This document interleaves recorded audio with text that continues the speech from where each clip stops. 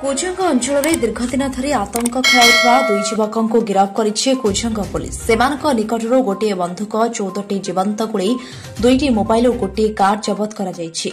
ଉଭୟ ପଙ୍କପାଳ ବଜାରରେ ବନ୍ଧୁକ ଫୁଟାଇ ବ୍ୟବସାୟୀମାନଙ୍କଠାରୁ ଦାଦାବଟି ଆଦାୟ କରୁଥିଲେ। ଖବର ପାଇ କୋଜଙ୍ଗ ପୁଲିସ୍ ଘଟଣାସ୍ଥଳରେ ପହଞ୍ଚି ପଙ୍କପାଳ ବଜାରରୁ 3ଟି ଖୋକା ଜବତ କରିବା ସହିତ ଉଭୟଙ୍କୁ ଗିରଫ କରି କୋର୍ଟ ଚାଲାଣ କରିଛି। ସେମାନେ କୋଜଙ୍ଗ ପଙ୍କପାଳ ଅଞ୍ଚଳ ମନୋଜ ମଲ୍ଲିକ ଓ ଜଗନ୍ନାଥ ପରିଡ଼ା।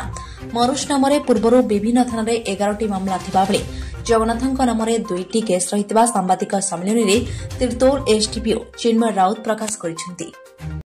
আজি କୁଜଙ୍ଗ ଥାନାରେ ଆମର ଦିନ ପ୍ରାୟ 12ଟା ଖଣ୍ଡେ ବେଳକୁ ଗୋଟେ ଖବର ପାଇଲେ ଯେ ପଙ୍କପାଳ ବଜାରରେ ଦୁଇ ଜଣ ପିଲା ମନୋଜ ଦାସ ଆଉ ଜଗନ୍ନାଥ ପରିଡ଼ା ବୋଲି ଦୁଇ ଜଣ ମାର୍କେଟରେ ବନ୍ଧୁକ ଧରି ଦୋକାନୀମାନଙ୍କୁ ଭୟଭୀତ କରୁଛନ୍ତି ଏବଂ ତାଙ୍କଠୁ ଜୋର ଜବରଦସ୍ତ ଡରେଇକିନି ପଇସା ଆଦାୟ କରୁଛନ୍ତି ଏବଂ ସେହି ସଂକ୍ରାନ୍ତରେ ସେମାନେ ଯେଉଁ ବ୍ଲାଙ୍କ ଫାୟାରିଂ ମଧ୍ୟ କରିଥିଲେ।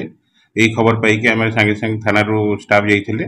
ଷ୍ଟାଫ୍ ଯିବାରେ ସେ ଅନୁସାରେ ଗଲାବେଳକୁ ସେମାନେ ସେଠୁ ସ୍ପଟ୍ରୁ ଯାଇଥିଲେ ଭାରି, କିନ୍ତୁ ଖବର ମିଳିଥିଲା ଯେ ଅନୁସାରେ ଯେ ମନୋଜ ଦାସ ଯିଏ ଅଛି ସିଏ ସେଥିରୁ ତାର ବନ୍ଧୁକ ଏକ କଣ୍ଟ୍ରିମେଟ୍ ପିସ୍ତଲରୁ ବେଆଇନ ଭାବରେ ସେ ସେଠି ଫାୟାରିଂ କରିଥିଲା।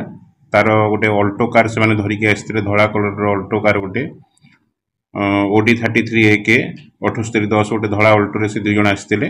ଆଉ ସେଠୁ ଖୋକା ଗୁଡ଼ିକ ତାଙ୍କ ସାଙ୍ଗରେ ଯିଏ ଥିଲା ଜଗନ୍ନାଥ ପରିଡ଼ା ବୋଲି ସିଏ ତାକୁ ଗୁଡ଼ା କଲେକ୍ସନ୍ କରିକି ନେଇଥିଲା ବୋଲି ସେଠୁ ଖବର ପାଇସାରିଲା ପରେ ତାପରେ ଆମର ଟିମ୍ ସେ ଅନୁସାରେ ପ୍ରଥମେ ଜଗନ୍ନାଥକୁ ଆପ୍ରେଣ୍ଡ କରିଥିଲେ। ଆପ୍ରେଣ୍ଡ କଲା ପରେ ତାପରେ ତା ପାଖରୁ ଯେଉଁ ଏମ୍ଟି ଖୋକା ଯେଉଁ ଫାୟାରିଂ କରିଥିଲେ ସେଗୁଡ଼ାକ ତାଙ୍କ ପାଖରୁ ସେ ଜବତ କରିଥିଲେ।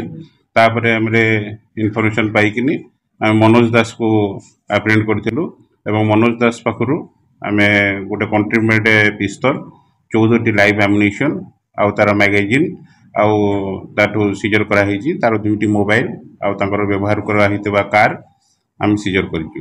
ଆଉ ଏହି ସଂକ୍ରାନ୍ତରେ କୁଜଙ୍ଗ ଥାନାରେ 218/25 ଗୋଟେ କେସ୍ଟି କରାହେଇଛି। ଏଥିରେ ଏକ୍ସଟର୍ସନ୍ ୱିଥ୍ ଆର୍ମସ୍ ଆକ୍ଟରେ କେସ୍ କରାହେଇଛି ଅର୍ଗାନାଇଜ୍ କ୍ରାଇମ୍ର, ଆଉ ସେମାନଙ୍କୁ କୋର୍ଟକୁ ଫରୱାର୍ଡ କରାଯିବ। ପୂର୍ବରୁ ମନୋଜ ଦାସ ନାଁରେ ପ୍ରାୟ 11ଟି ଖଣ୍ଡେ କେସ୍ ଅଛି, ବହୁତ ଗୁଡ଼ିଏ କେସ୍ ତାଙ୍କ ନାଁରେ ଅଛି। ଆଉ ଜଗନ୍ନାଥ ପରିଡ଼ାରେ ମଧ୍ୟ 2ଟି କେସ୍ ଅଛି। ନିଶ୍ଚିତ ଭାବରେ ସେମାନେ କିଛି ଗୋଟେ କ୍ରାଇମ୍ କରିବା ପାଇଁକା ଲୋକମାନଙ୍କୁ ଭୟଭୀତ କରିକିନି ତାଙ୍କଠୁ ଏକ୍ସଟର୍ସନ୍ କରିବା ପାଇଁକା ସେଇ ଅନୁସାରେ ସେମାନେ ଫାୟାରିଂ କରିକିନି ଲୋକଙ୍କୁ ଡରେଇକି ତାଙ୍କଠୁ ପଇସା ଆଦାୟ କରିବା ଚକ୍କରରେ ଥିଲେ।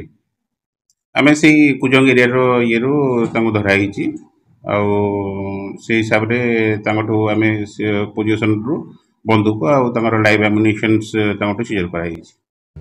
Bureau report Om TV Odia.